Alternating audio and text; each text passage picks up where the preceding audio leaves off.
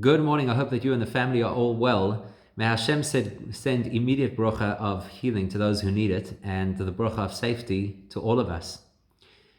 There's a story that they tell about a fellow who was walking. Once upon a time, people didn't have a mode of transport of their own. So he was walking the long distance between one shtetl and the next shtetl.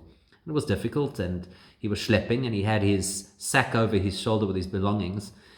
And as he was walking halfway between one town and the next, an acquaintance of his passed him with a wagon.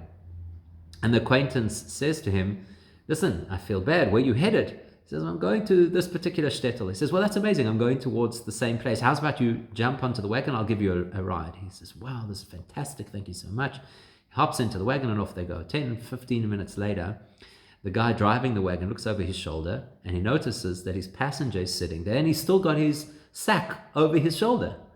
He says, "Why don't you just put the sack down in the wagon? You don't have to hold it on your shoulder." He says, "Are you joking?" He says, "It's enough that you've already done this amazing favor to transport me to the next shtetl. I don't want to impose on you to have to carry the weight of my sack as well."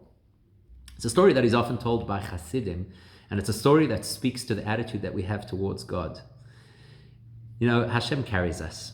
He's carried us to this point in our lives. He's helped us to be in a position to have an education, hopefully a family, a roof over our heads, our health, all the wonderful things, the blessings that we have in our lives. But we still insist on carrying our pekkel. I'm going to carry the anxiety and the concern about keeping my family safe during this difficult time. I'm going to carry the pekkel, the anxiety and concern about how I'm going to have enough money to make it through the month under these oppressive conditions.